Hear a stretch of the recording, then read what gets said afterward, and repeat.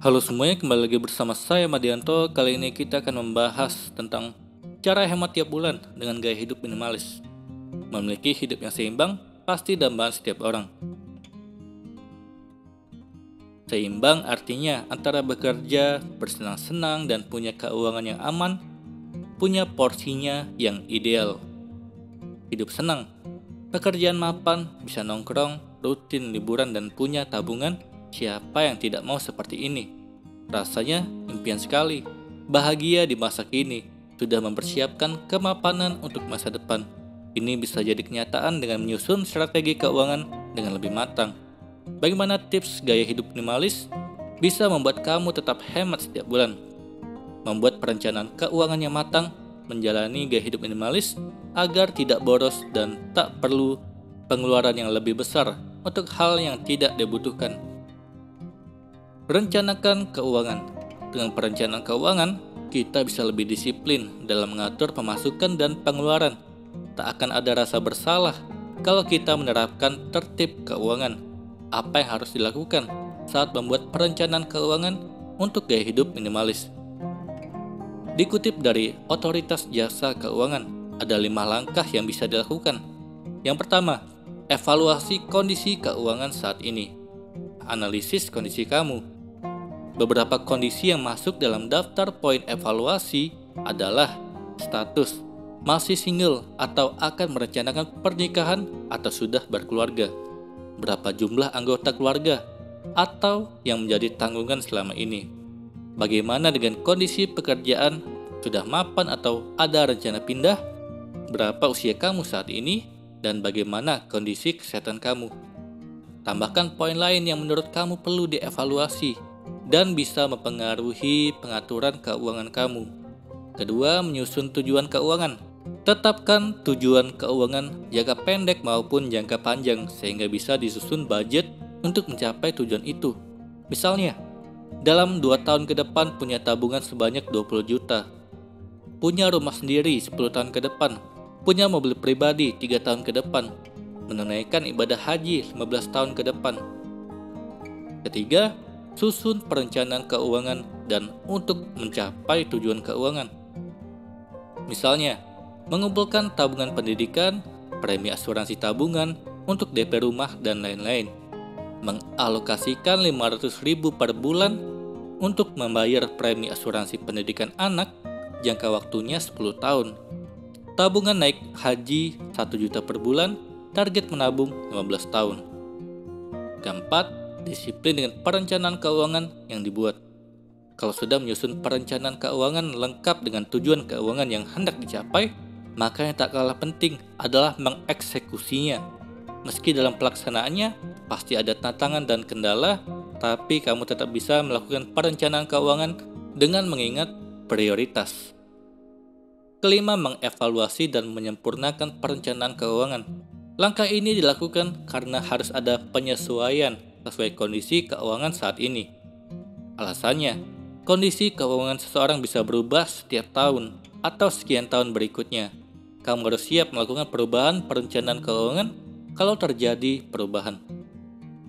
Mencoba gaya hidup minimalis. Apa hubungannya gaya hidup minimalis dengan kondisi keuangan? Ini sangat erat. Gaya hidup minimalis menjadi tren.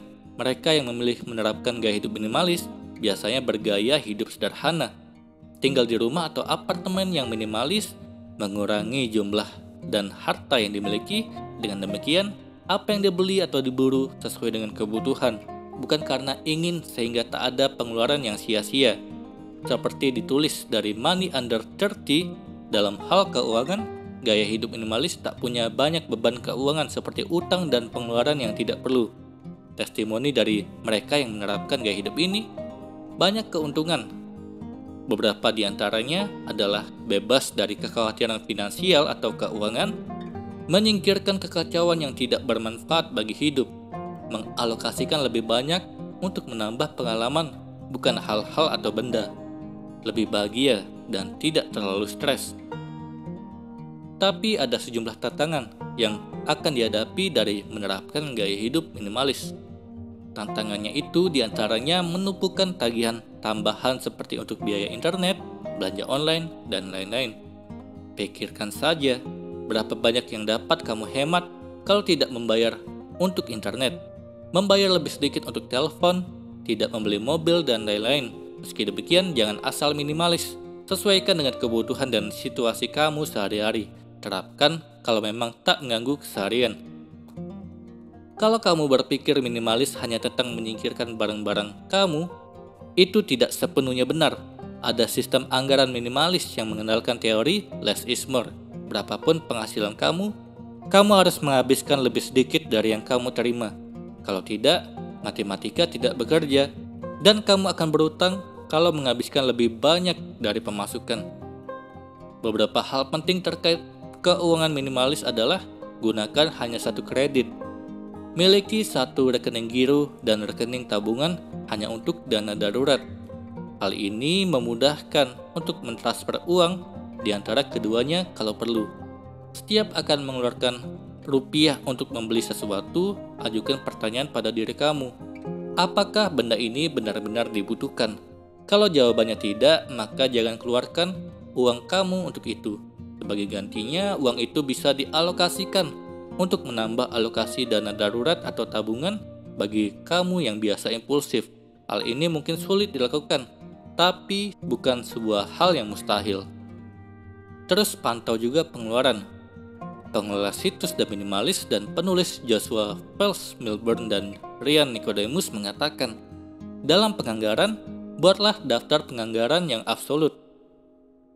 Misalnya, anggaran sewa rumah, anggaran asuransi, anggaran bensin, anggaran makanan, anggaran tabungan, anggaran pulsa, anggaran gaya hidup. Pengeluaran absolut setiap orang berbeda-beda. Dari daftar itu, coba untuk memangkas yang menurut kamu bisa dihilangkan atau dikurangi alokasinya. Tetapi dengan menekankan dan juga mempertimbangkan kalau ingin mengurangi alokasi untuk premi asuransi atau tabungan. Kedua komponen pengeluaran ini dinilai penting sehingga sebaiknya dipertahankan. Bahkan kalau bisa kita tambah dari pemotongan alokasi anggaran yang lain. Kesimpulannya, jalankan dua kunci ini, jalani kehidupan yang seimbang dengan kondisi keuangan yang aman. Kunci keuangan yang seimbang yaitu keluarkan lebih sedikit dari yang kamu dapatkan. Hal ini untuk menjamin kesejahteraan. Dan juga keluarkan lebih sedikit dari yang kamu anggarkan untuk investasi dan tabungan pensiun.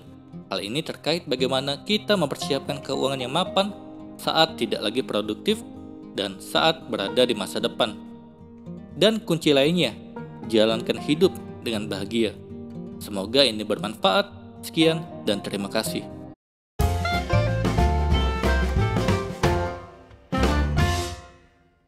Halo semuanya, terima kasih telah menonton video ini sampai akhir.